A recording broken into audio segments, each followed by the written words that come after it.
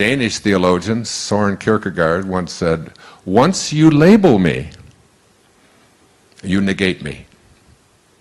Once you put a label on me, you negate me."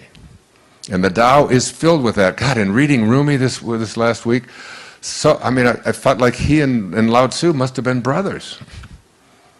And then I find out that he was a friend of Shams of Tabriz. That Rumi and Shams and Saint Francis and Lao Tzu and Jesus and Buddha, they're all telling us the same thing. Someone sent me a book that said Jesus and Lao Tzu. And on the left-hand side of the page was all the sayings of Lao Tzu. And on the right-hand side was all the sayings of Jesus. They were almost identical. And Jesus came along 500 years after Lao Tzu. I'm not saying he was plagiarizing, but what I'm saying is that there are eternal truths. So, the soul,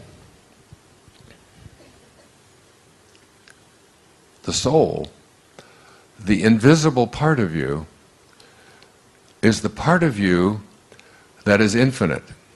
Now, this is really the crux of what came up here to speak about this afternoon. The invisible part of you, the part of you that's watching, the part of you that is not what you have and what you do and what other people think of you, that's the ego. Remember, the ego is edging God out, E-G-O, edging God out. In the first 9 months of your life, while you were inside your mother's womb, there was nothing for you to do. There was nothing for your mother to do. Something was taking care of everything. You didn't have to say, "Oh my God, I hope my nose doesn't come in over here in the back of my head," and I hope, it's like it was all just being taken for you, just being done. Everything. And then you came into this world, popped out, then your parents said, "Great work, God. We'll take over from here." And in the process of taking over, they taught you your false self and the culture that you were immersed in. And only a handful of us, wow, I didn't even know I included myself in there, but I guess by now I'm starting to. Only a handful have ever really grasped the message that there are no limitations.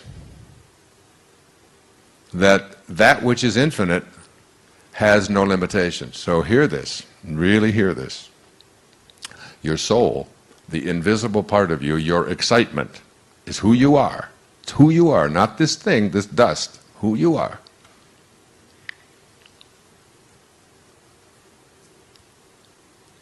Resists anything that tries to make it finite. What does finite mean? It means it stops someplace. It's finite. This microphone starts here and it ends here. It's like it's finite. This big boat that we're on is finite. The clothes that you wear, the body that you have, it's finite. It begins and it ends. It's finite. The part inside of you that is just occupying this finiteness is infinite. And what does infinite mean? Infinite mean? It means it doesn't stop any place. As soon as you stop at some place, it's finite. How are you going to stop your excitement? How are you going to say there, that's it, it doesn't exist anymore? Can't turn it off. It's who you are. And your soul, this is what I wrote. The ideal of the soul, the thing that it asks for, is neither knowledge or light or happiness. The ideal of the soul is space, immensity. The one thing it needs is to be free to expand and to reach out and to embrace the infinite. The ideal of the soul is infinity, because that's what it is. It is miserable when it is circumscribed or restricted. Okay? Once you understand this, see, before I had children, I had 8 theories about how to raise children. Now I have 8 children, no theories. Okay? So, the one thing I've learned as a parent is that nobody likes being told what to do. Have you noticed that, parents? And if you're not parents, have you noticed how you react to your parents when they tell you what to do, or what to be, or how to think, or what you can do, or what you can't do? This is like a universal thing. I see heads nodding. Everybody knows that this is a universal thing, that the ideal of the soul is infinity, because it's your excitement. It can't stop any place. As soon as you try to put it into a box, as soon as you try to circumscribe it, as soon as you try to tell it what it is, your soul will cry out with, "Don't tell me what to do. Don't tell me what I can be. I don't want to hear it from you. I don't want to hear it from any books that you give me. I don't want to hear it from the church. I don't want to hear it from my culture. I don't want to hear it from," and this is true of everyone. Don't fence me in. But I mean, loving somebody really means, really loving somebody means, I love you so much that I allow you to be whatever you choose to be, no matter how much it conflicts what I think you should be or what I would like you to be. I love you for that. And I impose no restrictions, no conditions. I put no boxes that you're going to fit into. He presents this in Power versus Force. That seems to bring it all home very clearly. Let's attempt to understand all of this through an example. Imagine a bum on a street corner in a fashionable neighborhood. Can you get a picture of that? Bum, street corner, fashionable neighborhood. In a fashionable neighborhood in a big city stands an old man in tattered clothes, alone, leaning against the corner of an elegant brownstone. Look at him from the perspective of various levels of consciousness, and note the differences in how he appears. From the bottom of the scale, at a level of 20, the level of shame, this bum is dirty, disgusting, and disgraceful. And that's how you view him, and you know people who do. And you may know yourself as having done that at one time. From the level of 30, which is guilt, he would be blamed for his condition. He deserves what he gets. He's probably a lazy welfare cheat. At 50, hopelessness, his plight would appear desperate, damning evidence that society can't do anything about homelessness. At 75, grief, the old man looks tragic, friendless, and forlorn. At a consciousness level of 100, fear, we might see him as threatening, a social menace. Perhaps we could call the police before he commits some crime. At 125, desire, he might represent a frustrating problem. Why doesn't somebody do something? At 150, anger, the old man might look like he could be violent. Or on the other hand, you might become furious that such conditions exist in the first place. At 175, we're still at levels that still weaken you. Pride. He could be seen as an embarrassment or as lacking the self-respect to better himself. And at 200, courage. Now we're at the distinction between truth and falsehood and that which empowers rather than weakens. We're at power rather than force. At 200, we might be motivated to wonder if there's a local homeless shelter. All he needs is a job and a place to live. At 250, neutrality, the bum looks okay. maybe even interesting. Live and let live, we might say. After all, he's not hurting anyone. At 310, willingness, we might decide to go down and see what we can do to cheer this fellow up. Or volunteer some time, perhaps, at a local mission. At 350, acceptance, the man on the corner appears intriguing. He probably has an interesting story to tell. He's where he is for reasons we may never understand. At 400, reason, he's a symptom of the current economic and social malaise, or perhaps a good subject for in-depth psychological study. Now we move to the higher levels.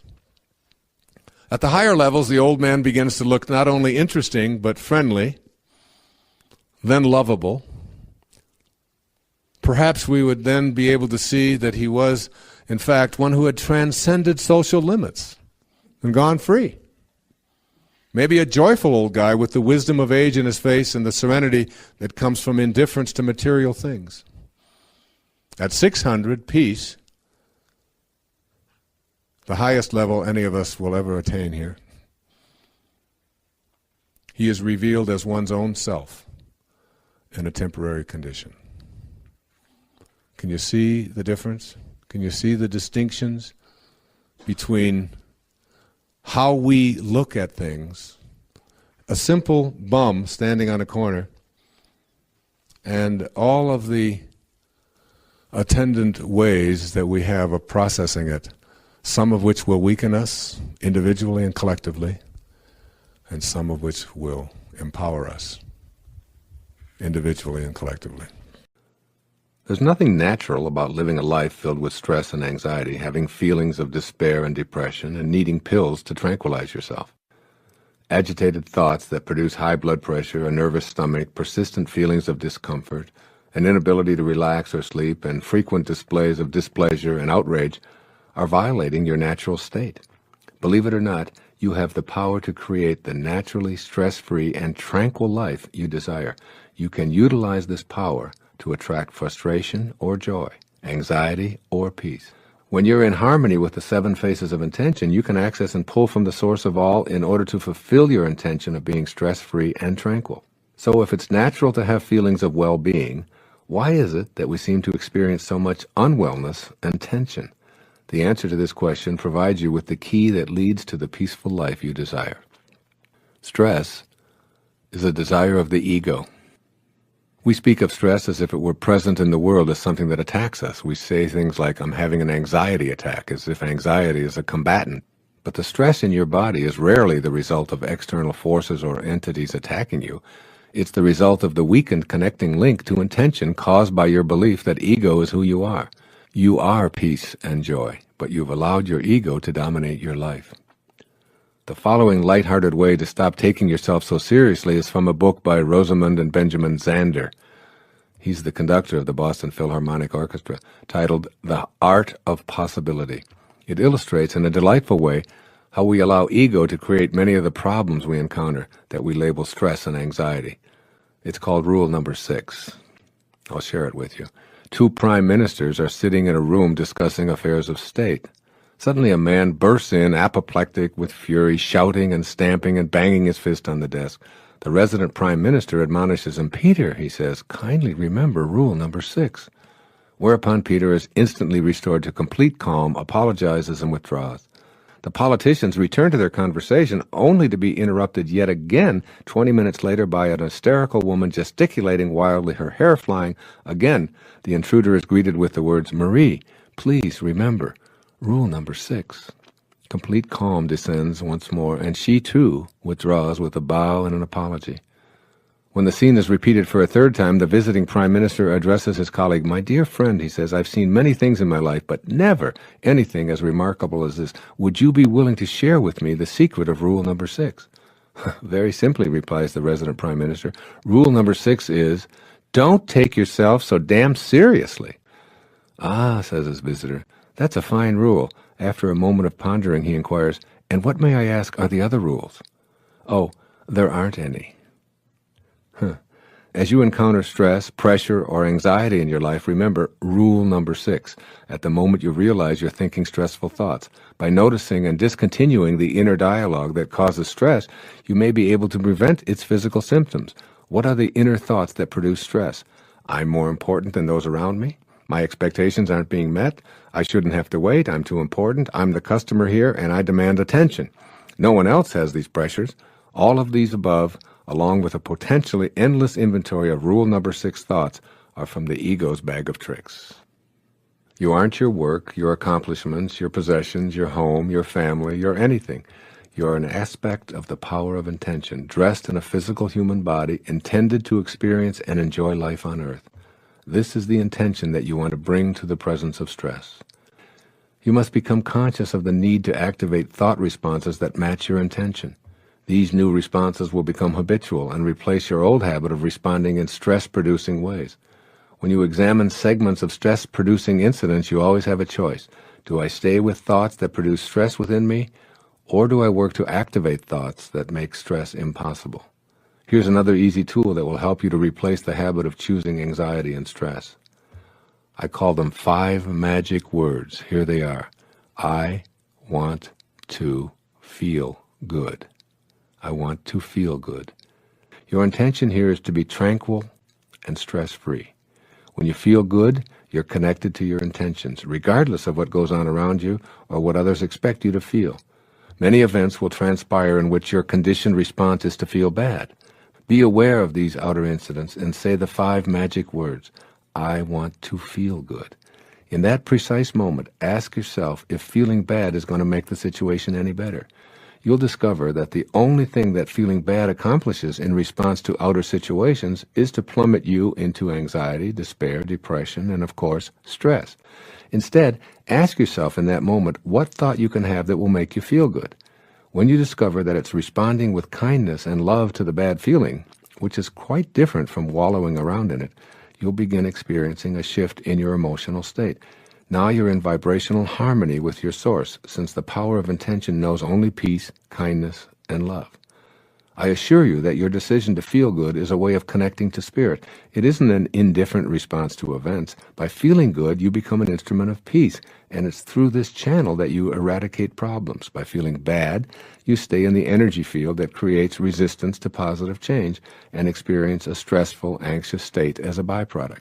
The things you call problems will perpetually present themselves to you. They'll never go away. Resolve one, and another one will surface. You'll never get it done. I urge you to simply accept the fact that you'll never get it all done and begin to live more fully in the only moment that you have, which is now. The secret to removing the harmful effects of feeling stressed and under pressure is to be in the now. Announce out loud to yourself and all who are willing to listen to you, I'm an incomplete being. I'll always be incomplete because I can never get it done. Therefore, I choose to feel good while I'm in the moment, attracting into my life the manifestations of my desires. I am complete in my incompleteness. All resistance melts away when you can feel complete in your incompleteness. I wake up every night around 3 o'clock in the morning. And there was a great poet, his name was Rumi, many, many years ago. He said, the morning breeze has secrets to tell you. Do not go back to sleep. Do not go back to sleep. Do not go back to sleep. And many of the books that I've written when I've been awakened. And there's something, what is it? What is it that awakens me? It's like I can almost tell you the exact time. It's like, because in a film I did years ago called The Shift, they show a clock, it's 3:13 a.m., almost to the second. Every single night, there's something. Is that angels? Is that divine source? Is that someone saying, this is your purpose, this is the time, there's no distractions? The thing we most want to say is that we're with you saying that all the time. So what's interesting to us is that that's the time that you decide to listen. Right. But there's nobody else around to distract me. And that's the important conversation to have. So what is it about that time? What is it that's happening there that makes you more resonant, that makes you more receptive? And it is that the momentum of your thought has stopped. So there is no contradictory vibration going on within you. So you're more likely to hear. The way we've been defining that most recently is that when you wake up in the morning, you have the potential of being in that highest frequency, because while you slumber, your point of attraction, the momentum of your point of attraction stops. So when you first wake up, before you begin thinking thoughts of what went wrong yesterday or what you have to do today, you're in your greatest potential of that pure positive energy. So if you can focus there and allow a little momentum to get going, what happens is it isn't something that just happens, it's something that you focus yourself into being. But when you focus yourself into that, you tune in, is the best way of describing it. You tune in to that source energy consciousness who has always been aware of everything you're doing, but there's a big difference when you tune into it and you consciously are aware of it. In other words, source is there for everyone all the time. We don't need to talk you into that. We're always there. But when you know it, when you're not doing that thing you do that is preventing you from knowing that, that's when you have those wonderful moments. And you can do that all the time. So sometimes you have beliefs that do not serve you. But when you first awaken, those beliefs are quiet enough that you can find a fresh one that comes from source, that is about who you really are and what you really know. Is the reverse of that if you awaken and you have a very positive thought? That is, I'm going to heal myself. Well, that's a wonderful thing. Once you get that momentum going, but if we were standing in your physical shoes, if the thought felt good, we'd think it. We'd think more about it. We'd talk about it. We'd write it down. We would discuss it with others. We would deliberately encourage that momentum. But if it's an easy thought, if it feels uncomfortable, then we would do our best to generalize it. The more specific you become in a thought, the more momentum. The more general you become in a thought, the slower the momentum. Can you have a thought, like I talk a lot about the I am discourses. I am as the name of source, another name for source. If you are feeling weak, but you have a thought saying, I am strong, I mean, that's one of the lines from the book of Joel. Let the weak man say, I am strong. If you continuously say, I am strong, or I am well, or I am healed, or I am wealthy, or I am positive, or I'm It makes loving. sense. It makes sense, but there is a effort factor, a backfiring factor that sometimes every subject is really two subjects, wanted and absence of it. So if you are feeling not strong and you say, I am strong, which end of the stick are you activating? And what we've noticed is the more effort you are applying, usually you're trying to overcome what you've really got going on vibrationally with words. And instead of it working the way you want it to, it works in reverse, because when you're trying really hard, it's an indicator that you're trying to use your words and your actions and your affirmations to compensate for vibration that you didn't get started off on the right foot. We think affirmations are wonderful, but we would make sure that we are feeling really good when we affirm, because the universe doesn't hear what you say. The universe hears what you mean. I wrote a book years ago called Inspiration, using the two words inspire, inspirado, inspire, in spirit. And there was a great teacher on this planet a couple of thousand years ago named Patanjali, and he said, when you are inspired by some great purpose, some extraordinary project, that all of your thoughts break their bonds, your mind transcends limitations, your consciousness expands in every direction, and you find yourself in a new and a great and a wonderful world. Perfect. And then he said, dormant forces, when you're inspired, dormant forces, faculties and talents come alive. And you discover yourself to be a greater person by far than you've ever dreamt yourself to be. It's almost as if you discover yourself to be God or Source or the Tao or Divine Mind or whatever name we place on this source energy that you speak of and speak to us from. Authentic power comes from your soul, that magical place that is always within you. The examples of people who have large amounts of money but are purposeless in their soul are everywhere. Famous actors and actresses plagued by drug habits, committing suicide at what others thought of as the peak of their careers, divorce rates among the very wealthy skyrocketing along with painful courtroom squabbles over who gets what. When you're on purpose, doing what you know you are here for, and forgetting about what will come into your life in the way of money and wealth, then ironically, money and wealth arrive in your life in amounts sufficient to provide you with a life of prosperity. And this is real magic in action. I can say this because it has always worked for me. When I chased after money, I never had enough. When I got my life on purpose and focused on giving of myself and everything that arrived in my life, then I was prosperous.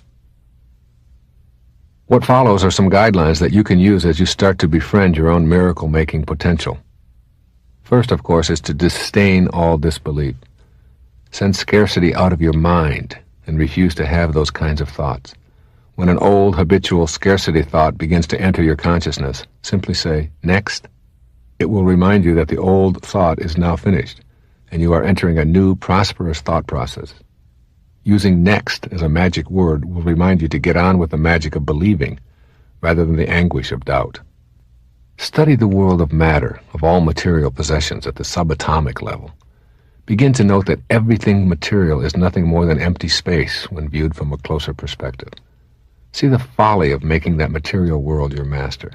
Just like your thoughts, the material world is limitless. It is without beginning and end, totally abundant and totally available to you if you know what your true purpose here is.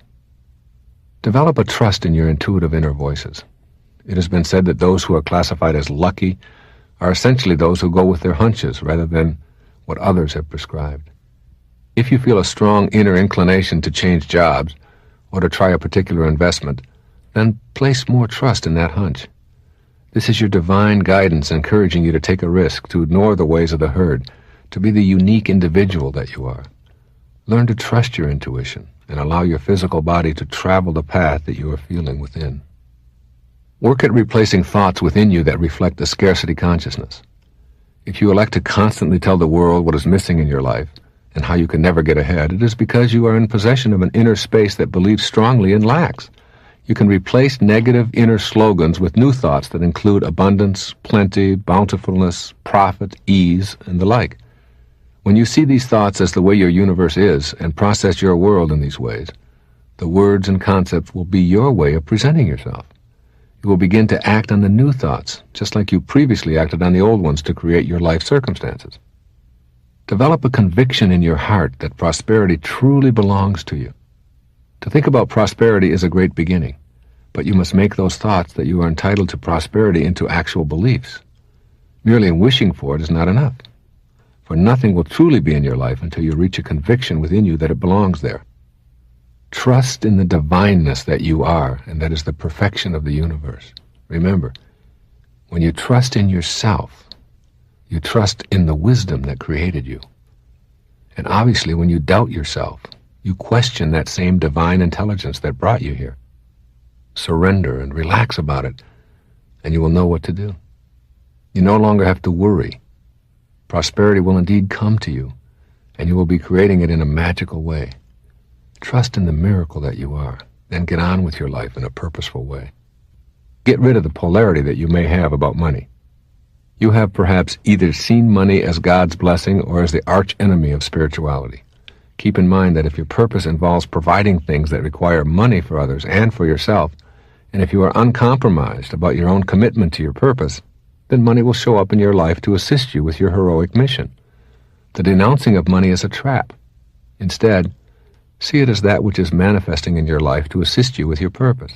Then stay on purpose, and use that money and any other physical abundance that will begin showing up in your life in larger and larger amounts to fulfill your commitment to your purpose. If money is all that you covet, and you want it for the purpose of gaining power over others, then you will never get enough, because you never get enough of what you don't want.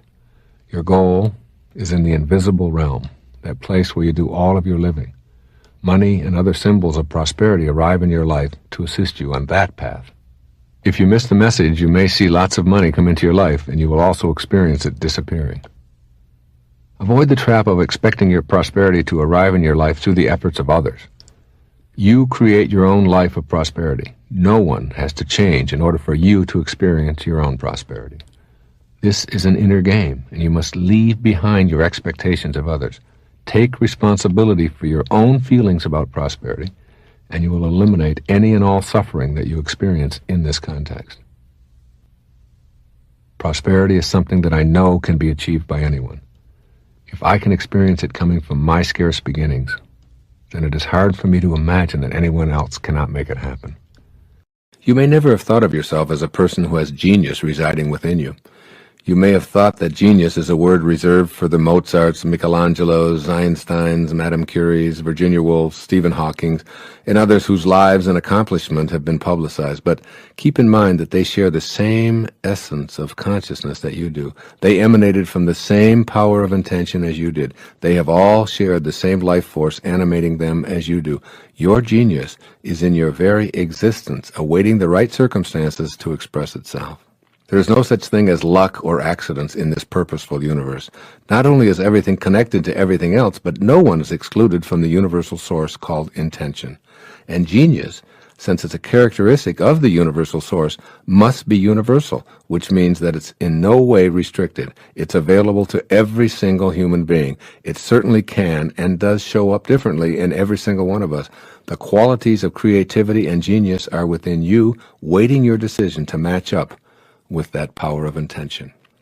Changing your energy level to access the genius within you. Higher energy is the energy of light, which is a way of describing spiritual energy. The 7 faces of intention are the ingredients of this spiritual energy. When you shift your thoughts, emotions, and life activities into these realms and deactivate the lower energies of the ego, the God force within you begins to take over.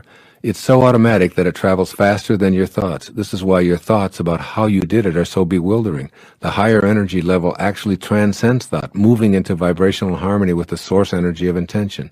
As you release ego-dominated thoughts, which convince you that you're doing these amazing things and you are responsible for these unbelievable accomplishments, then you begin to tap into the power of intention. This is where the genius that you truly are resides. I'd like you to consider what may seem like a radical idea. Genius can show up in as many ways as there are human beings. Anything in any field that anyone has ever accomplished is shared by you. You're connected to every being that has ever lived or ever will live, and you share the same exact energy of intention that flowed through Archimedes, Leonardo da Vinci, the Virgin Mother, and Jonas Salk. You can access this energy. At the deepest level, all things and all people are composed of vibrations organized into fields that permeate the entire structure of the universe. You share these vibrations, and you are in this field. The starting point is knowing and understanding that this level of creativity and functioning called genius resides within you. Then begin to deconstruct doubts about your role here.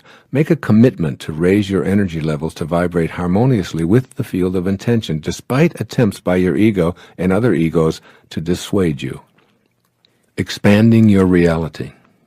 Pay attention to yourself in ways that allow the expansion of the infinite possibilities that you're potentially capable of. You may decide, as I have, that repairing an automobile and surfing in the ocean aren't what you're going to enjoy doing. You leave these activities to others, and you use your genius to engage in pursuits that please and attract you. Expand your reality to the point where you pursue what you love doing and excel at it. Involve yourself in the high energy levels of trust, optimism, appreciation, reverence, joy, and love.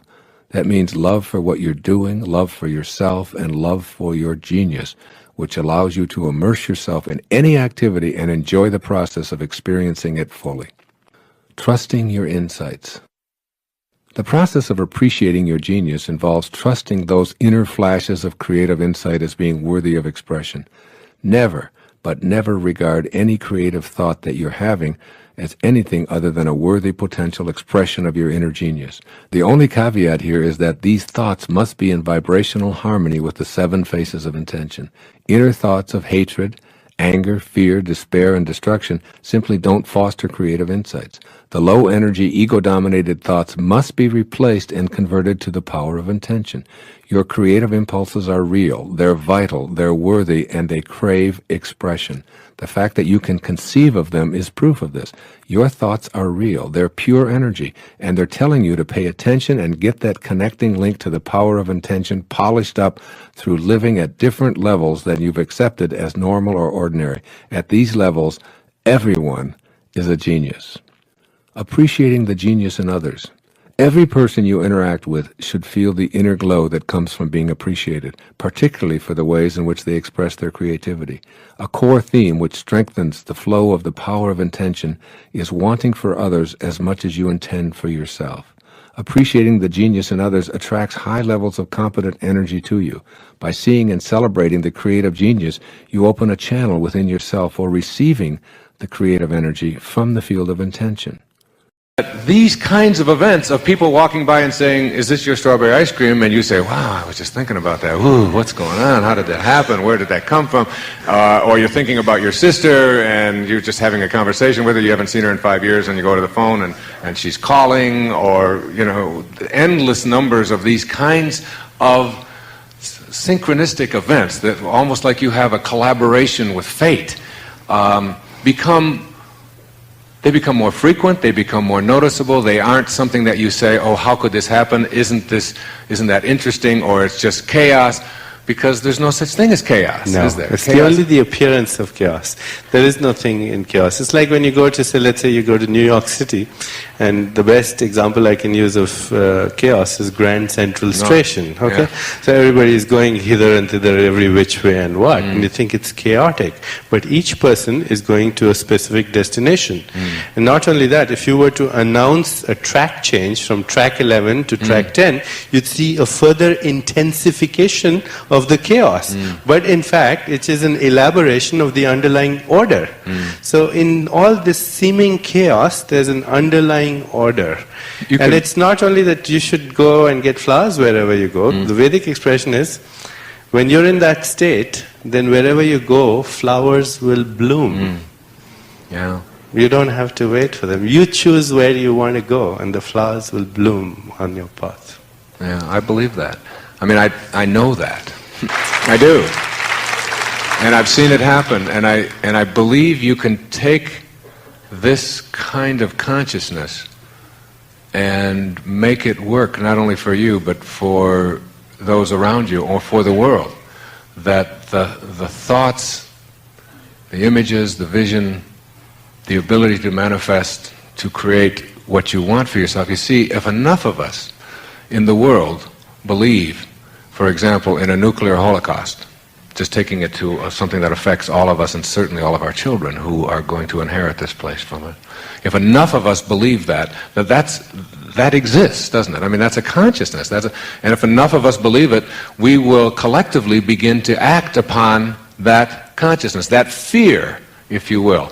Because fear is really, to me, there's like fear and love in there. You know, I mean, hate isn't the opposite of love. Fear is the opposite of love. When you eradicate the fear, like if I'm afraid of something happening, an opinion that somebody might have of me, somebody doing something to me that might not, somebody taking my money away from me, somebody, an IRS audit, whatever it may be that is fearful, I'm creating those pheromones that you were talking about, those fearful pheromones. I like that. That could be a rock group. You know, the fearful pheromones. Watch, they'll be on TV tomorrow.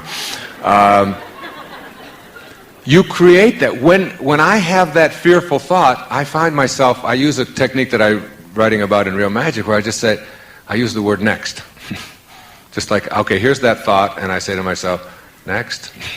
Like that thought, I don't need that fearful thought, or that fearful thought is going to create the very thing that it is that I'm anticipating. So I just remind myself of next, and the stress inside, the anxiety, whatever, seems to dissipate, and I substitute fear with love, with harmony, with bliss, with ease, with whatever you want to call that. And the minute that I do that, the minute that I just shift that thought, my physiology changes. I am creating molecules with my mind that create love and harmony instead of fear, and the problem is gone.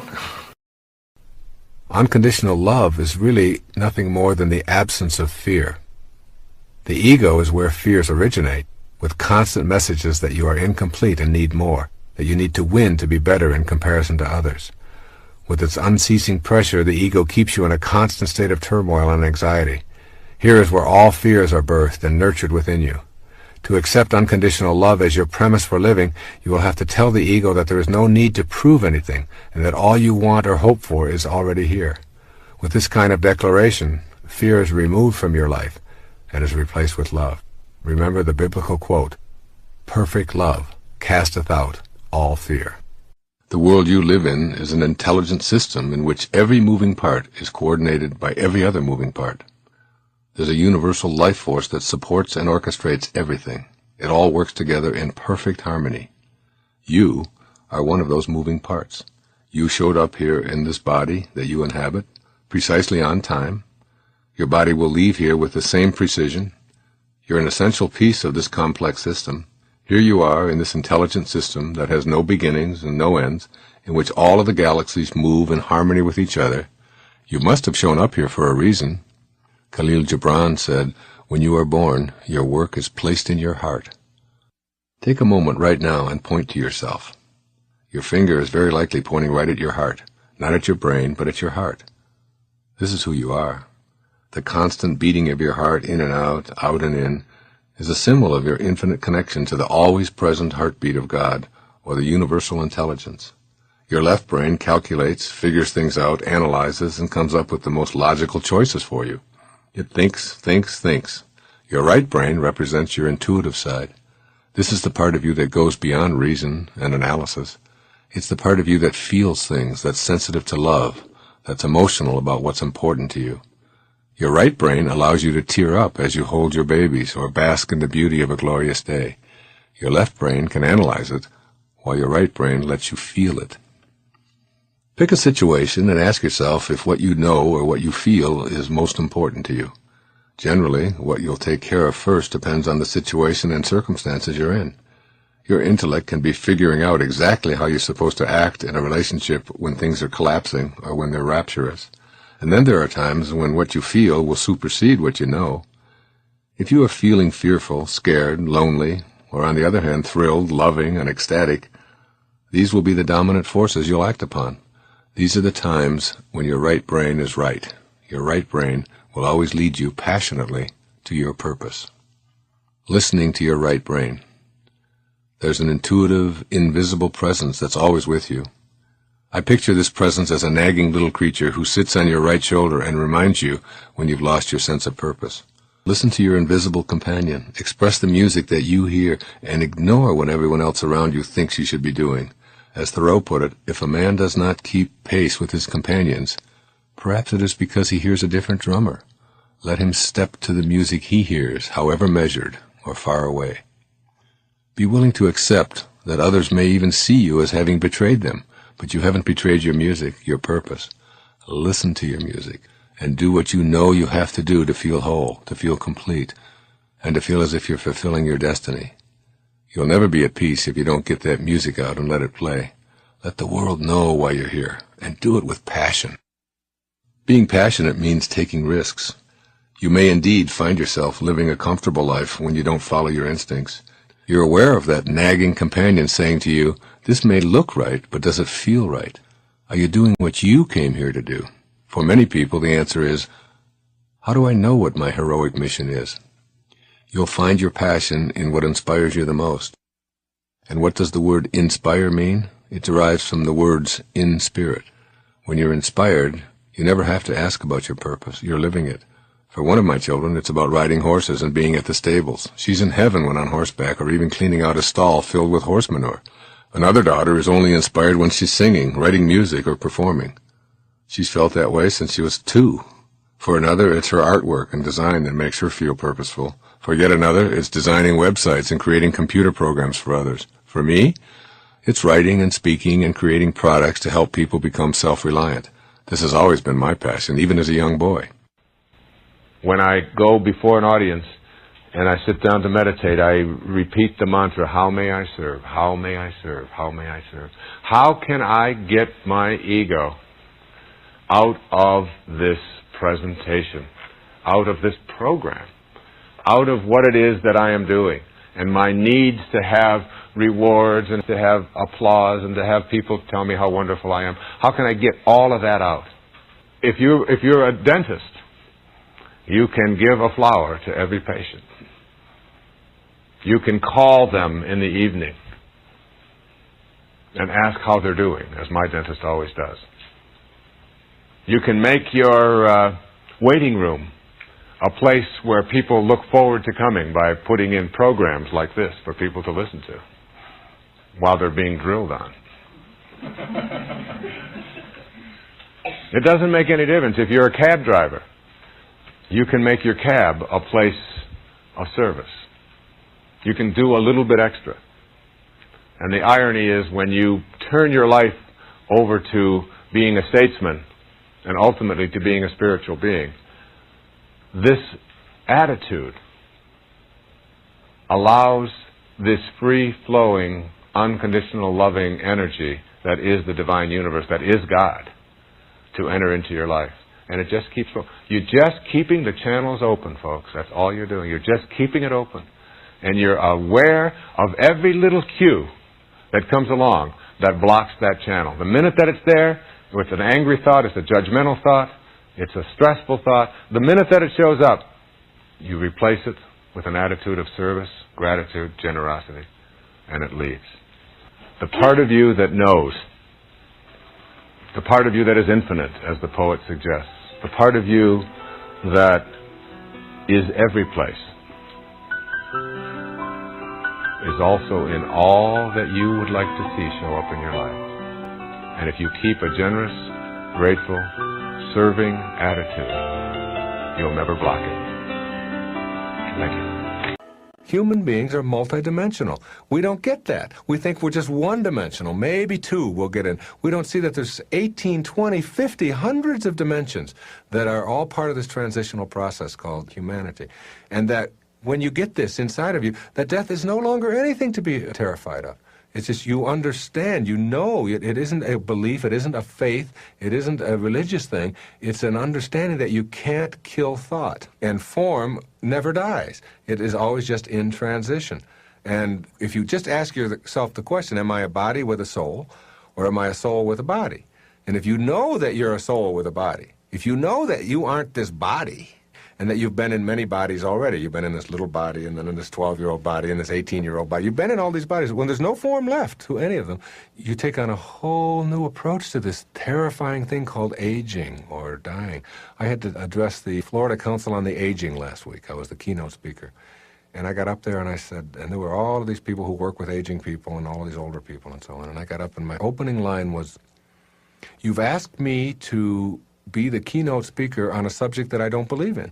I don't believe in aging. You can't age thought. You can't age spirit. You can't age divinity. You can't age feeling. You can only age form." And I know that's not just me. And that's what this whole thing is about. That's really what we're talking about. Understanding that who you are, because you can't touch, feel, grab, and do all that stuff you can do with that pile of bones and gristle and veins and things like that. And because you can't get a hold of all of that, doesn't mean that it doesn't exist, any more than the wind doesn't exist because you can't get a handful of it. No one has ever seen the wind. You can't see wind. You can't hold wind. You can't smell wind. You can't touch wind. You can only see the results of wind. That's all. You know that wind exists, but nobody's ever seen wind. How can you do that? So it exists independent of whether you can touch it or grab it or not. And as you get into this awakening process, this highest level that frees you from all of the stuff that immobilizes most people, all of the anguish, all the depression, all of the having to get ahead, all of the accumulation anxieties, all the type A behavior and the hurry sickness that we suffer from, that stuff becomes something in the past that is just thought. It's just there. And you'll never, ever be knocked around by it again. So thought is an endless energy that goes on and on. And if you know that that's who you are, this ability to think. And for the skeptics, I would suggest to you that what you do is you think about everything that's ever happened to you up until this moment and understand that all of it, up until right now, in this moment that you are alive, is in the realm of thought. You can't touch any of it. You can't have any of it. And yet it's very real for you. You can get very emotional about it. You can have experiences through that thought, but you can't ever have it. You can't ever touch it in the form sense, so that your whole experience of your past up until this very second is all in thought and nothing more, right? And yet it's very real. And then I would say to you that to think about everything that's going to happen to you from this second on, and to understand that that's also nothing more than pure thought. You can't have any of that. You can't touch tomorrow. You can't get a hold of your goals. You can't have those and dissect them and treasure them. You can't take tomorrow's BMW and drive it. That's all just thought. And yet you can also have the experience within your form, within yourself, through thought. So your whole past and your whole future are a thought. So that only leaves you with now. And then what you do is you look at now, and you look at all the things that are important to you, that you want for yourself.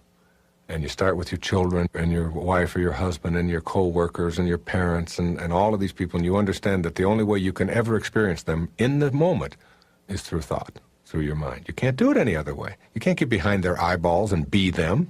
That's the limitation of form. So you can only do that through thought. And then you take all of the stuff that you want to accumulate, and you begin to see that that's only thought too. It's only thought. You can't be a diamond. You can't be a new house. You can't even have it. You can't even own it.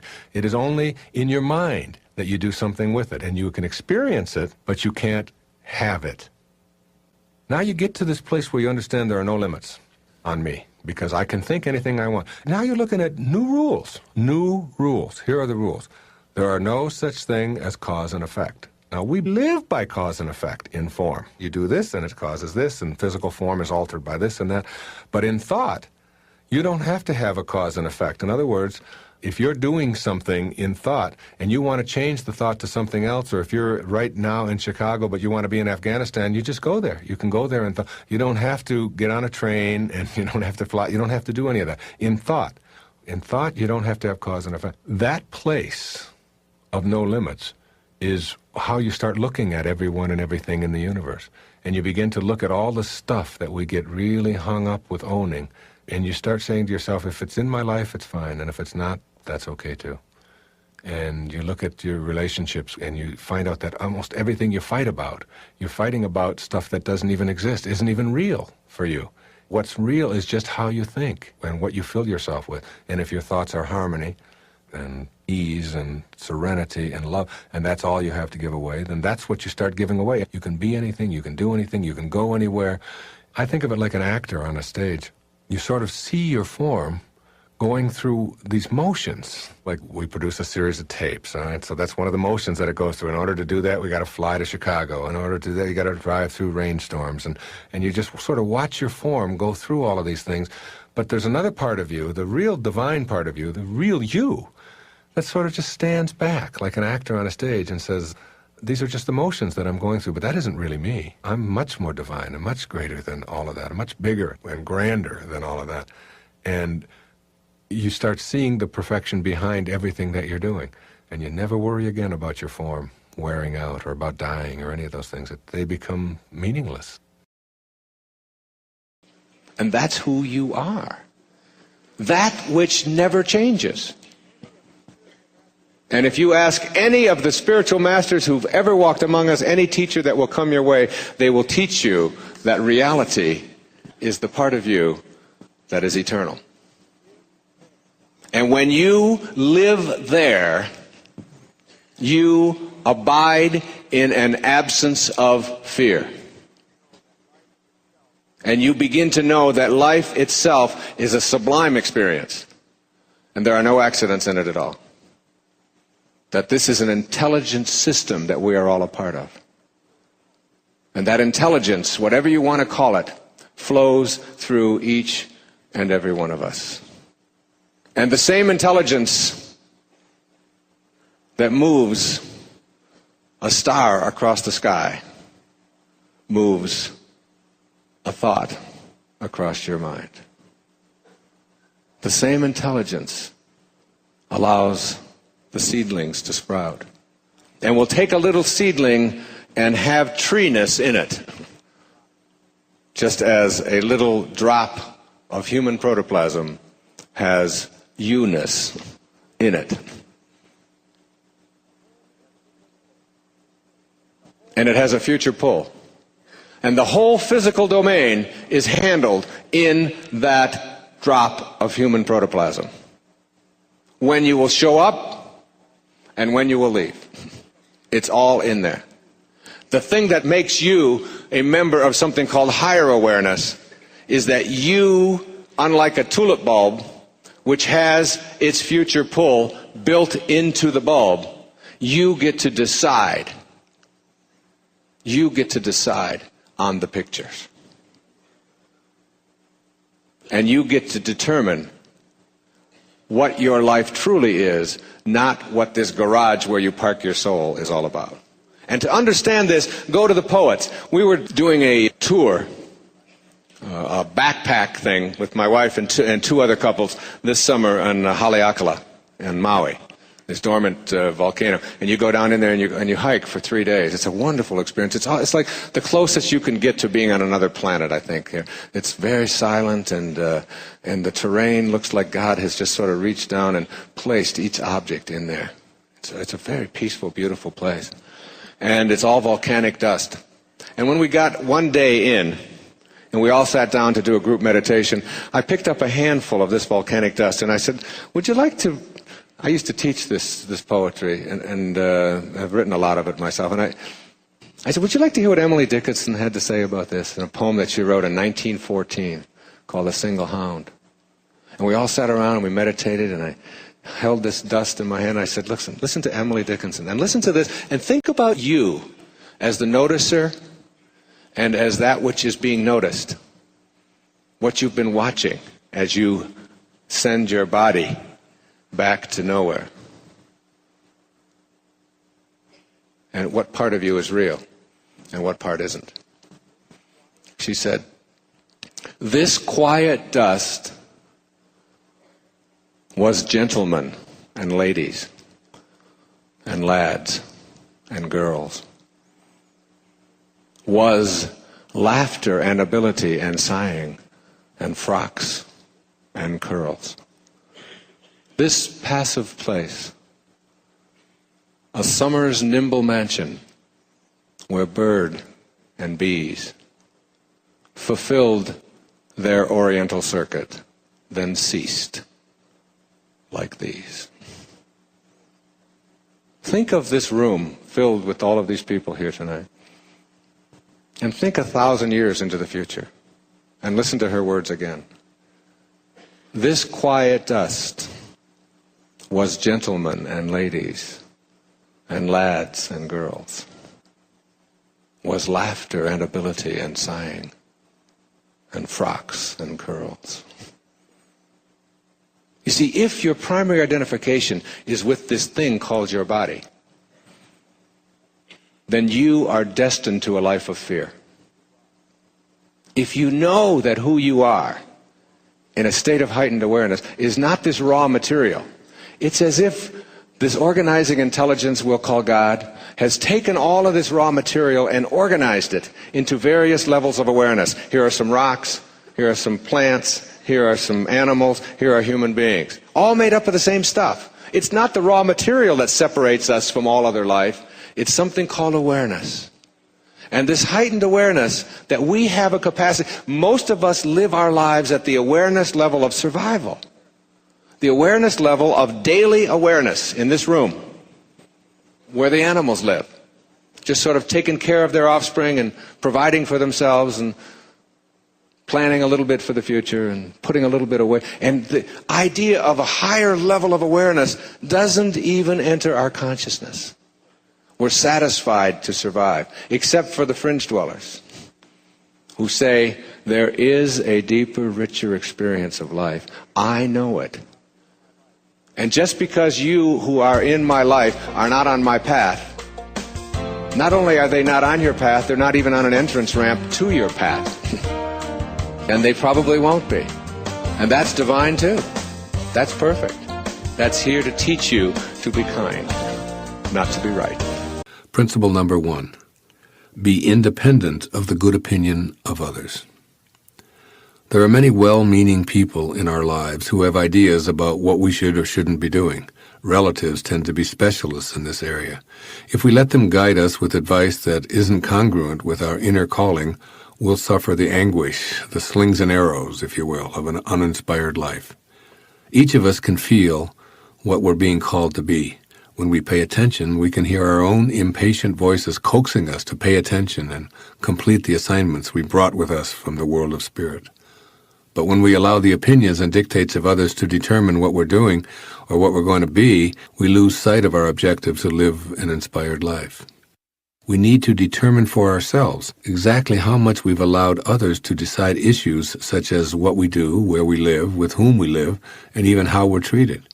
We must know that absolutely no one else truly knows and feels what we're here to accomplish, so we must give ourselves permission to hear our inner guidance and ignore the pressure from others. Principle number 2, be willing to accept the disapproval of others. Logically following the previous principle, this one notes that we're going to incur the disfavor of many people when we follow our inclinations to be in spirit and live the life we came here to live. This isn't a selfish or cynical attitude. When we begin to follow our ultimate calling, there will be a lot of resistance. In fact, the purpose of the slings and arrows sent our way is to get us to change our mind and be reasonable, which translates to, do it my way. However, as we gain the strength to ignore the pressure to conform, resistance will diminish and ultimately change to respect. When we steadfastly refuse to think, act, and conform to the mandates of others, the pressure to do so loses its momentum. Principle number 3, stay detached from outcomes. Inspiration doesn't come from completing tasks or meeting goals. In fact, that's the surest way to have it elude you. Returning to spirit, you see, is an experience of living fully in the present moment. Our purpose in life isn't to arrive at a destination where we find inspiration, just as the purpose of dancing isn't to end up at a particular spot on the dance floor. The purpose of dancing and of life is to enjoy every moment and every step, regardless of where we are when the music stops. Yoga Master Sri Swami Sivananda offered the only worthwhile goal I know of when he said that the goal of life is God realization. Now here's a goal that I can live with. After all, this allows me to live in spirit every moment of my life, while simultaneously thinking ahead to the next God-realized moment and the next. As the great Indian sage Ramana Maharshi once remarked, there is no goal to be reached. There is nothing to be attained. You are the self. You exist always. Now this to me is real inspiration. Principle number 4. Know that we need nothing. No things to be inspired. We came into this world of boundaries from a formless energy field of spirit. We arrived here with no thing, no things. We'll make our exit with no things, nothing. And our purpose, God realization, requires nothing, no things. We are all that we need to be inspired and living on purpose, and the things that continue to flow into our lives are just symbols of the unlimited abundance of our source. In other words, these things have no value in and of themselves because everything in the physical world is changing and will dissolve back to nothingness anyway. When we tune in to what we know rather than what we see, we immediately find that every thought of God is repeated throughout the universe. We can watch as some things enter our lives and others leave, all the while remaining in spirit, knowing that all of those things have nothing to do with our state of inspiration. We need nothing more to be inspired, since we're connected to spirit already. The ancient Persian poet Omar Khayyam offered us these words, which summarize this principle that we don't need another thing to be inspired. It's all right here, right now. He said, "Forget the day that has been cut off from thy existence. Disturb not thyself about tomorrow, which has not yet come.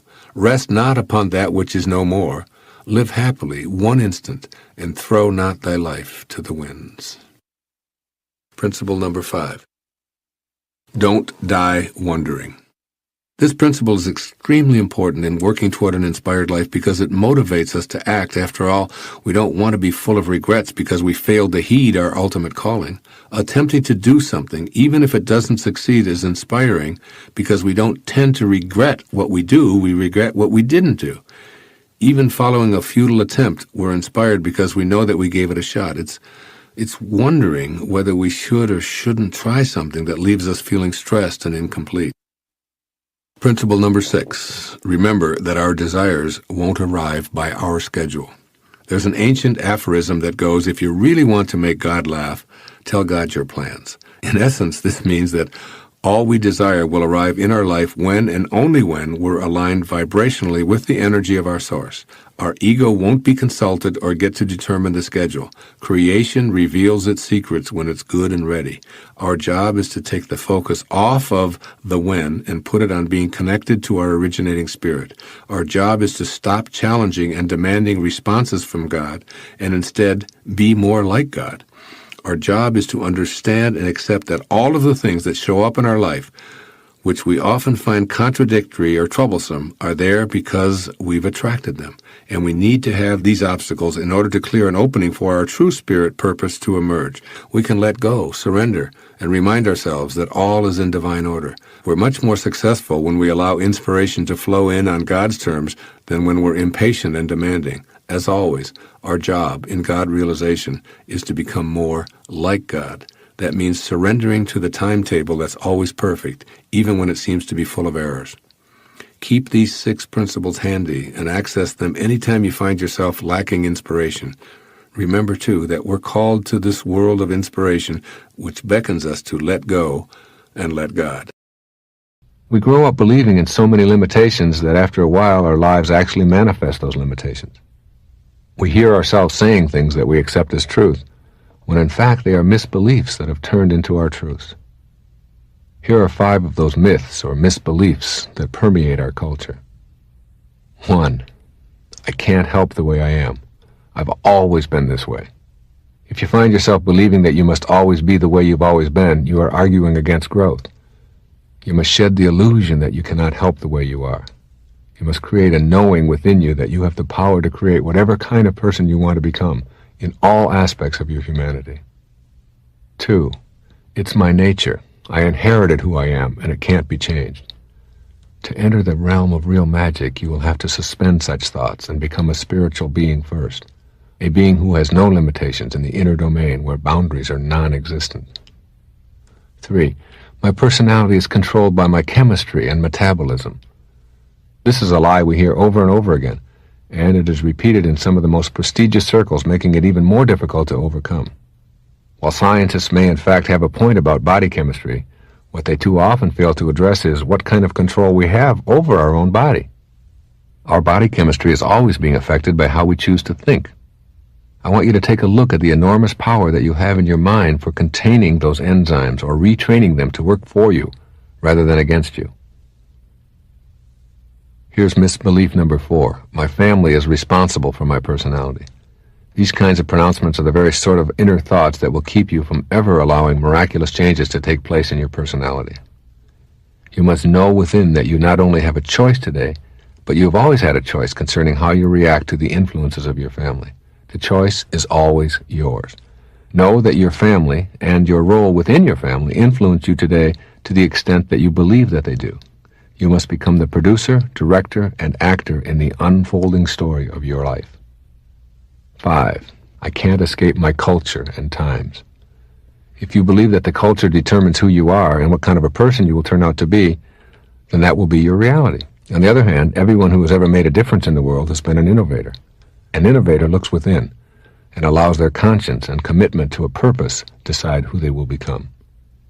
If you're going to follow your bliss and make a difference in the world, you will soon learn that you cannot follow the herd. Once again, it boils down to personal responsibility and a willingness to consult your own spiritual awareness, that higher invisible self that flows through you. As you think, so shall you be. These are the big 5 misbeliefs that make up the big lie that was thrust upon you from your earliest moments of consciousness. You must begin a program to overcome these illusions. As you now know, this entire program of creating miracles revolves around one single premise, that you become in the physical world that which you create in your invisible world. Here are the 6 keys to making yourself into the person that you choose for the purpose of fulfilling your heroic mission here. 1 is your personality. Create a fantasy in your mind and imagine exactly how you would like to be. Would you like to be more assertive, more loving and gentle, less anxious and nervous? For now, just know that all of these inner imaginings can be translated into physical behavior, for that is precisely what you've been doing all along anyway. Secondly, your talent. Just for a moment, visualize the optimal talent that you would like to have. Your choice to excel in any given area will be based upon your own personal interests. Your talent, like everything else about you, is a function of the invisible force that flows through your body.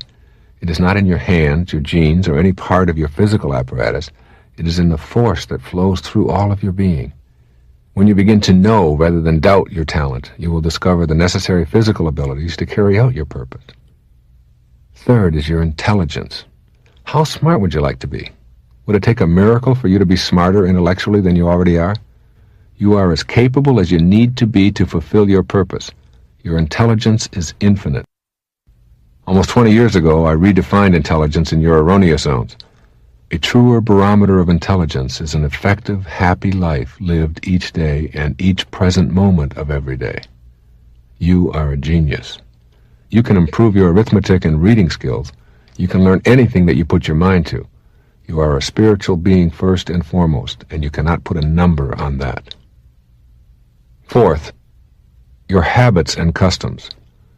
Would you like to be able to change some of the things that you find yourself doing repeatedly but which do not serve you any longer? Use your magical powers of inner persuasion to challenge everything about yourself. Your personality is made up of the hundreds of habitual ways that you conduct the daily physical affairs of your life. You can change around your daily humdrum habits and get yourself fully involved in life, regardless of your income level or circumstances. Circumstances do not make a man. They reveal him, as James Allen reminded us in As a Man Thinketh. Learning to think in non-habitual ways is the essence of overcoming personality traits that no longer serve you. Fifthly, your aging. Imagine for yourself the ultimate miracle, a slowing down, or even an elimination of the aging process. The way out of this trap, the real magic that is available to you, is located, as is everything else, in your invisible self, your mind. You can absolutely refuse to let an old person into your body. If you can work your mind in a genuinely magical sense, you can strongly affect the aging process of the cells composed of indestructible DNA. It is in your mind where that invisible intelligence works its magic that you must examine your attitudes towards aging. Do you think old thoughts?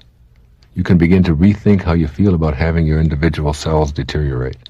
And if you use your mind in a new way to develop a new knowing within, perhaps you will be able to affect that process that you have come to think of as inescapable. Your emotional health is another area. Your emotions are physical manifestations of your thoughts. The joy you experience is located in your physical body, and the chemicals that are present when you experience elation can be identified and quantified. You manufacture those chemicals in your own quantum pharmacy that begins with your mind.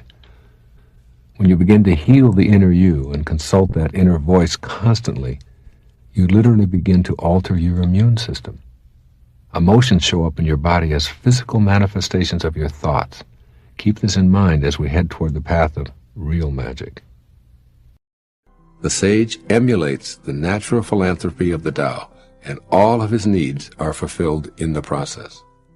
The ego is a demanding force that's never satisfied. It constantly requires that we seek more money, more power, more acquisitions, more glory, more prestige to provide the fuel that it thinks it must have.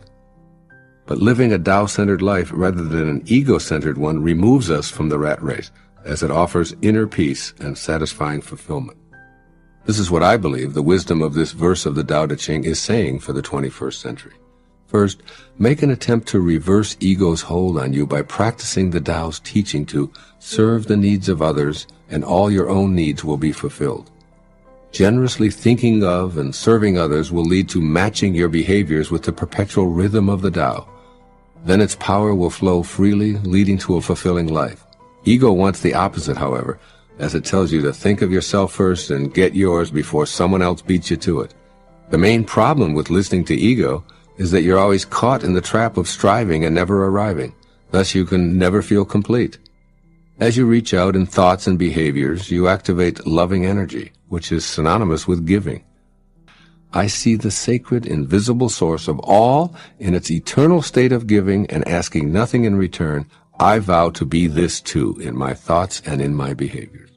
When you're tempted to focus on your personal successes and defeats, shift your attention in that very moment to a less fortunate individual. You'll feel connected to life as well as more satisfied than when you're dwelling on your own circumstances. Imagine what it would be like if you dismissed ego's hold on you, serving others, and watching how all that you give returns to you tenfold. The poet Hafiz expresses this attitude perfectly. Quote, "Everyone is God speaking. Why not be polite and listen to him?" Unquote. And secondly, stop the chase and be a witness. The more you pursue desires, the more they'll elude you. Try letting life come to you and begin to notice the clues that what you crave is on its way. You're in a constant state of receiving because of the ceaseless generosity of the eternal Tao. The air you breathe, the water you drink, the food you eat, the sunshine that warms you, the nutrients that keep your body alive, and even the thoughts that fill your mind are all gifts from the eternal Tao. Stay appreciative of all that you receive, knowing that it flows from an all-providing source. Stop the chase and become a witness. Soothe your demanding habits by refusing to continue running after more.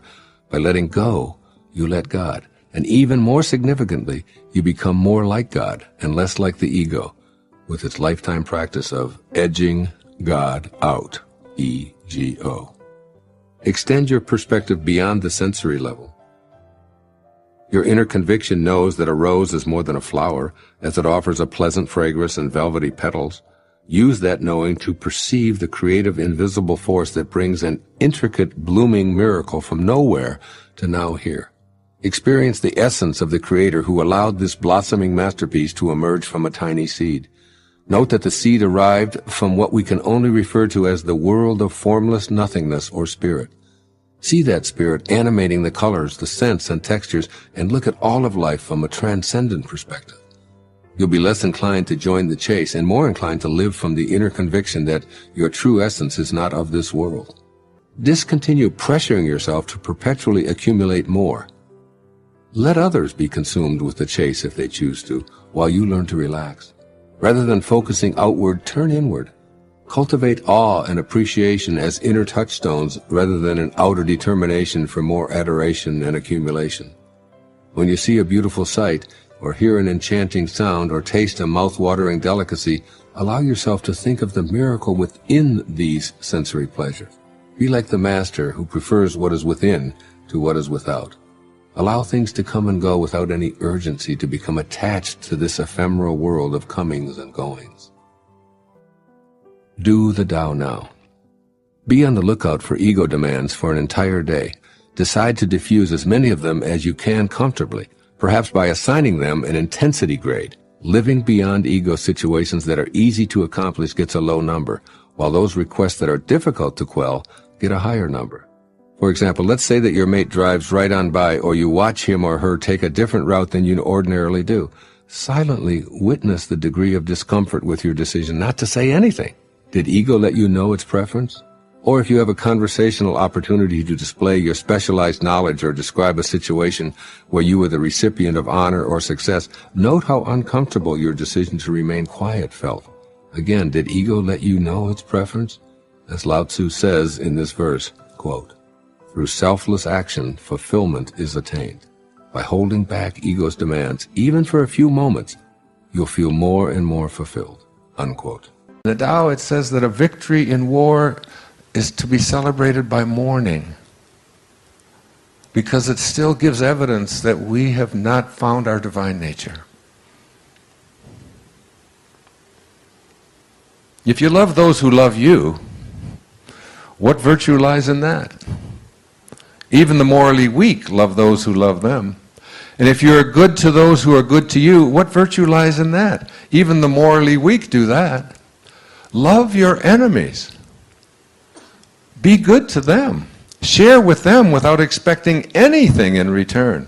Then your reward will be rich, and you will be sons of the Most High.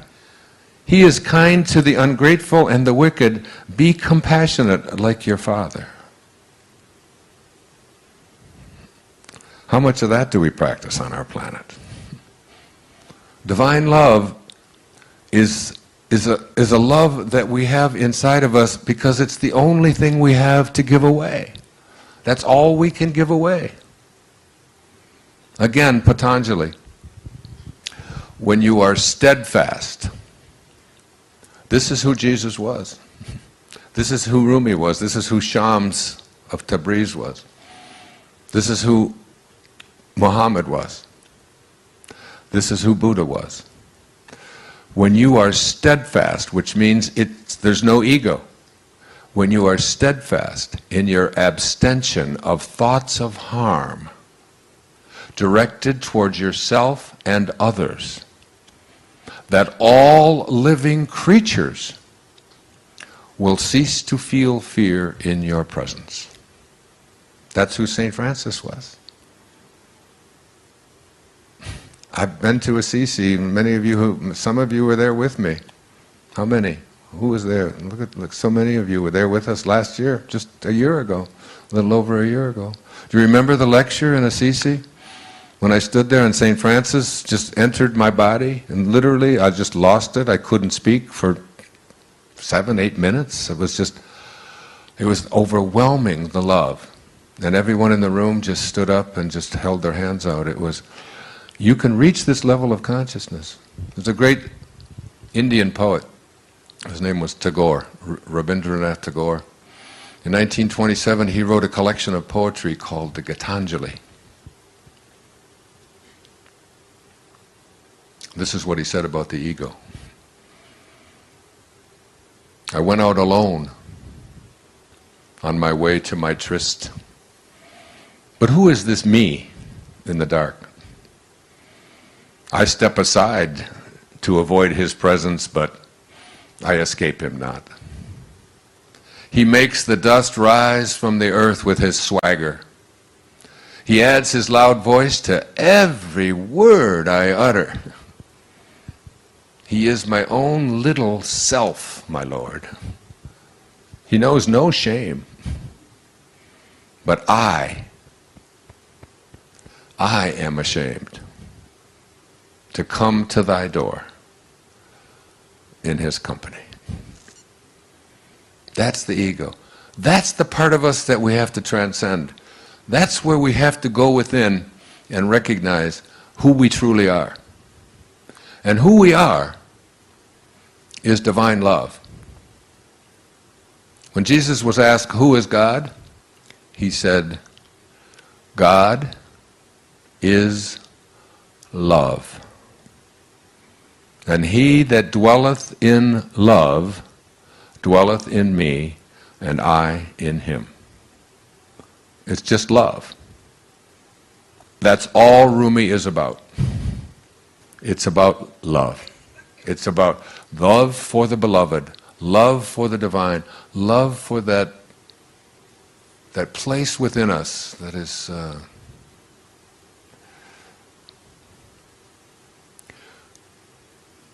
is our excitement. It is our God. It's what God is. Whatever excites you is the part of you that is saying, this is my Dharma, this is what I'm here for. And you know what it's always about? It's always about serving. The miser who loves his gold gets no love from the gold. There's no love in gold. The reason the miser is so exquisitely happy with his gold is because of the outpouring of love that he has for it. That's what he feels. When you feel so good about your Mercedes, or you feel so good about this ship, or you feel so good about your great paintings, as I read to you at the beginning of today, the Chinese versus the Byzantines. when you feel so great about these great accomplishments and all that you have and all that you own and all that you've defeated and all the wins that you've had, it's nothing to do with any of that stuff external to you. It's the outpouring of love that you are giving to it.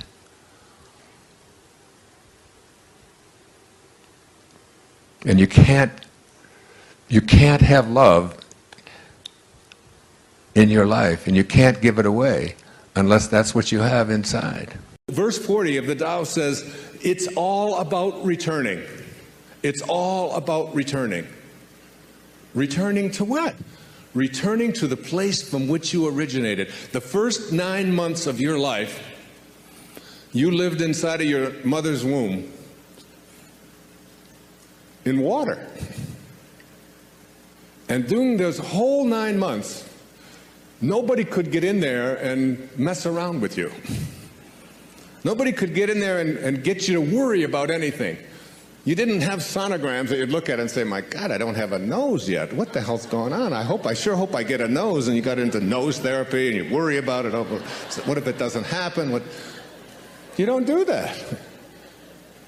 And all of a sudden, perfectly, it all unfolds in exactly the way it's going to unfold, independent of your opinion about it. You're not doing anything. Nothing is left undone. You're being done. You're being completed. And you were totally, completely at peace with it. You were surrendered to it. You allowed it. It wasn't a struggle. It wasn't. And then you popped out of there. And then you said, thank you, God. Thank you, Tao. Thank you, Source.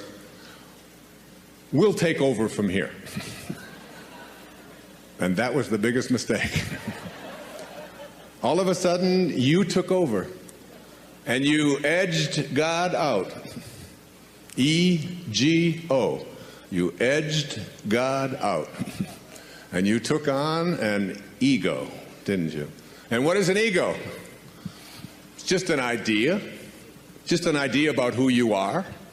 Instead of being a piece of God, a piece of the Source, you decided, and those around you decided, that you were something different. And if you studied quantum physics, and you took the tiny little particle that began you, and you tried to find out where it came from and reduced it down to its tiniest subatomic properties, ultimately you would discover what Lao Tzu knew, that it's the spirit that gives life, that you didn't come from a particle, that particles do not create particles, particles do not come from particles.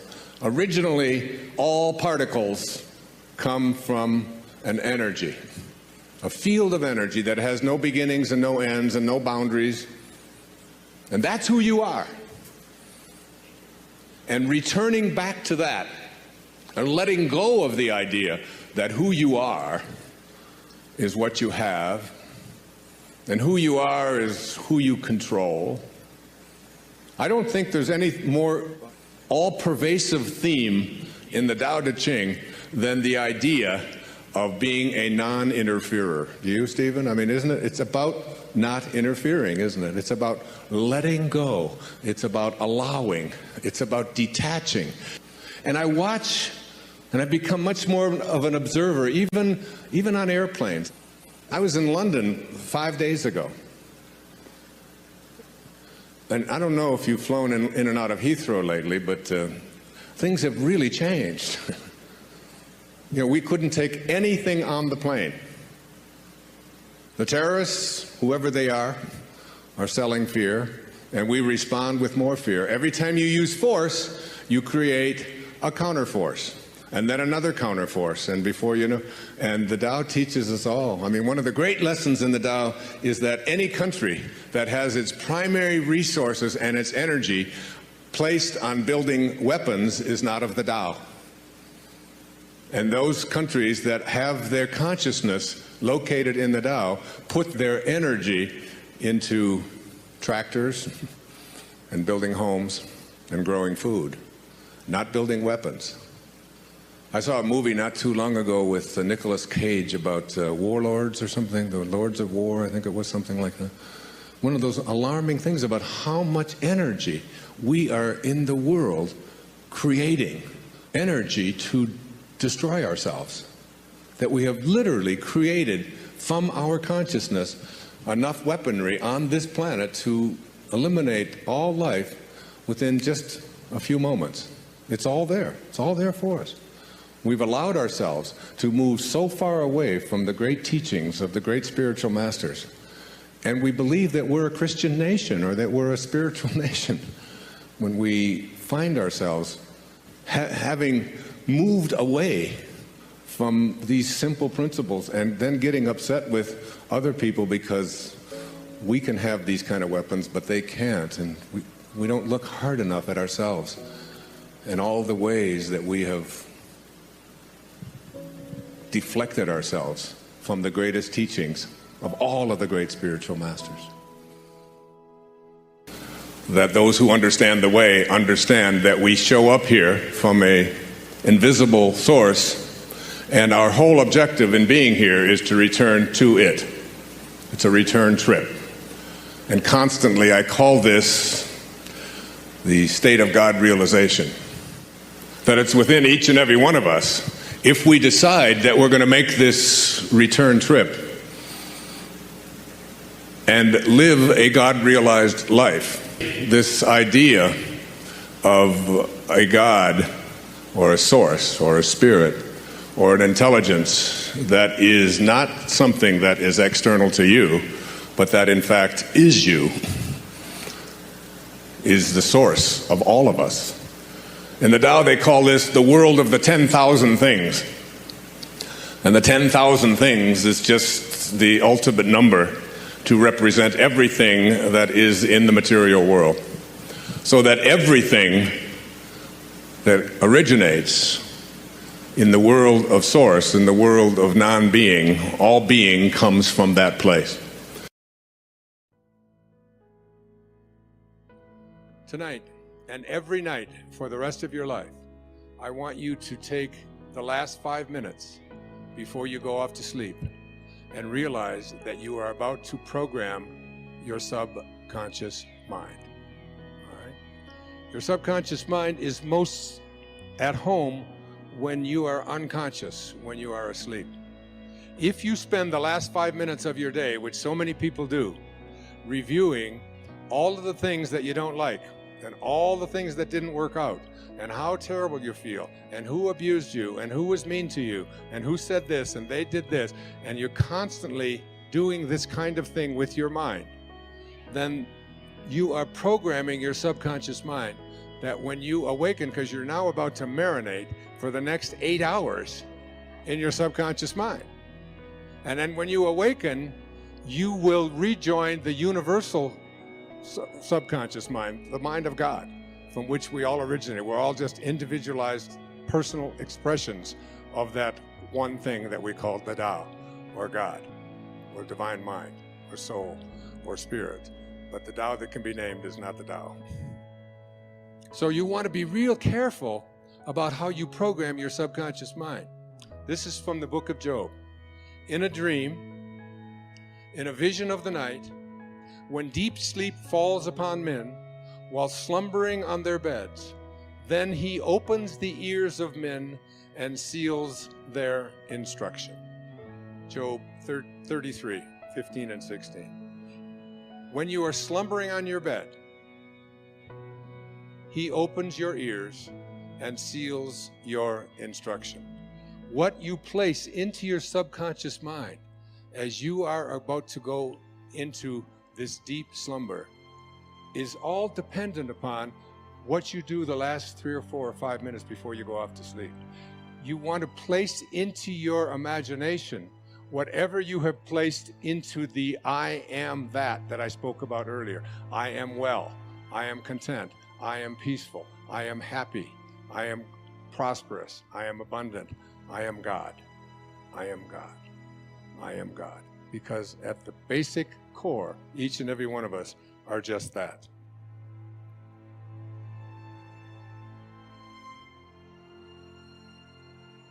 It's like if you just close your eyes and just listen to this meditation. It's from the book, 3 Magic Words. Here's what I'd like you to say to yourself at night. I know that I am pure spirit, that I always have been, and that I always will be.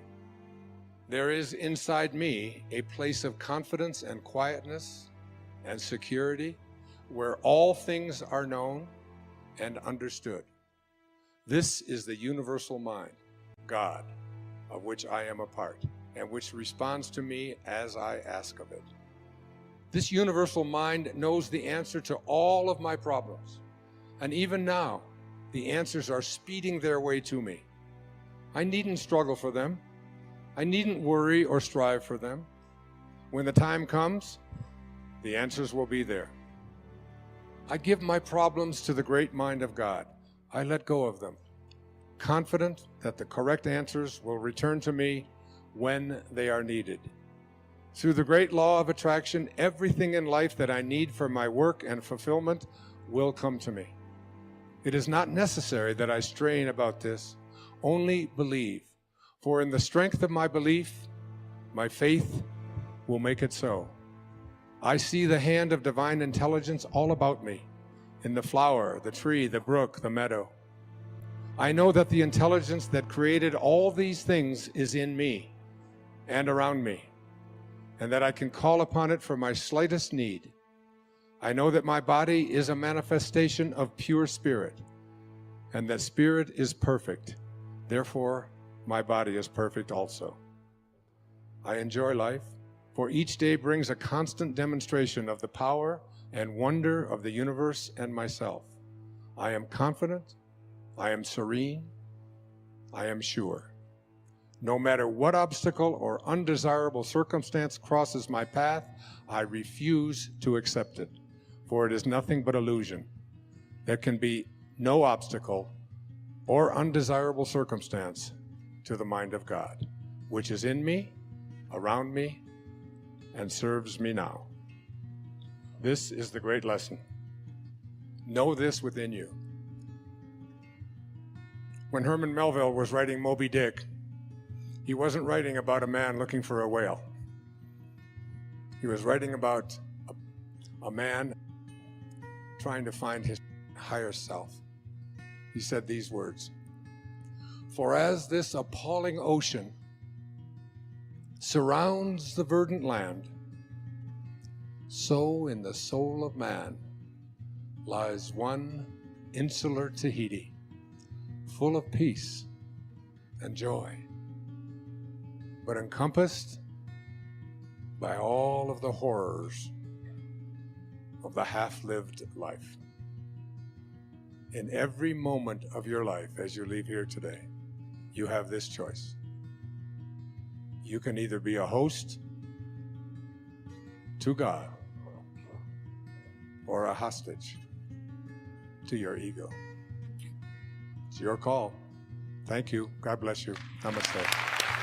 Thank you.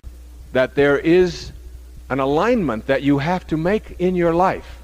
You see, there's two parts to being human. There's this form that we find ourselves in that was all handled in that split second.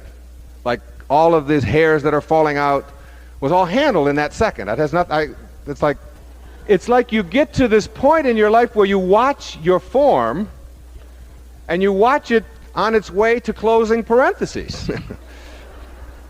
and it's like you get in back of it or in front of it or underneath it or around it or somewhere, and you sort of just watch it.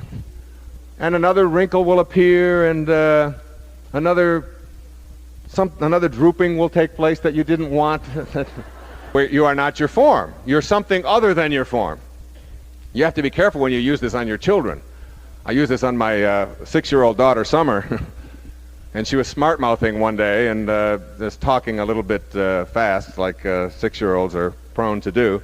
And I said, "Summer, you don't talk like that to your mother." She said, "That wasn't me." She had been at my talk the night before. I said, "What do you mean it wasn't you?" She said, "That was my mouth, and I'm not my mouth." So you have to be careful. But what happens is that you get to this point in your life where you literally are capable of getting outside of this form that you occupy and coming in contact with another dimension of yourself that you can't describe with words any more than you can describe the experience of water with formulas. You must know it and go within and honor it and get it. And as you do that, it comes about from this surrendering process, from this knowing and this realignment. See, if you align yourself first with the physical side, and then primarily physical and secondarily the spiritual side, then your physical world is directing, if you will, the spiritual part of your life. The thoughts, the images, the feelings, all of this part of you that is invisible come from the physical side of you. What it takes in order to experience real magic is to realign and to align yourself first spiritually and allow your physiology then to flow from that. It's almost like you have to get outside of your body, watch it do what it has to do, allow it to go through whatever motions it has to go through, but align yourself first and foremost with this invisible part of you. Now, most people don't get this. They don't ever get in their life that this invisible part, this thing that you can call thought or consciousness or soul or whatever it is something that is real. Because it doesn't have boundaries and dimensions like the physical world, we sort of put it aside and give it a couple of hours on Sunday morning. And then when that's over, we charge out of the church lot and don't even let our neighbors in very often on our way home. But it really, what it takes is this realignment. It happened for me when my grandmother died in 1983 on April the 15th, when she was admitted to the hospital and they weighed her in her 95th year, and she knew that she was dying. And they weighed her, and she weighed 133 pounds because it was one of the things that they had to do to fill out all of the forms. And what was interesting, then my grandmother died. And there was this package, this container, if you will. It wasn't my grandmother. It was cold and getting stiff and blue, and my grandmother was this beautiful soul who raised 5 children, and that's who she was. And she certainly wasn't this container. And when they weighed this container for the death certificate, it weighed 133 pounds. And there was such a powerful metaphor in that. That when life passes from your body, as it will, it won't weigh any less as a result. So that whatever it is that constitutes your life is weightless. You can't get a hold of your life and apply the same rules that you apply to the physicalness that houses your body. You can't do that. You have to know that your life is invisible.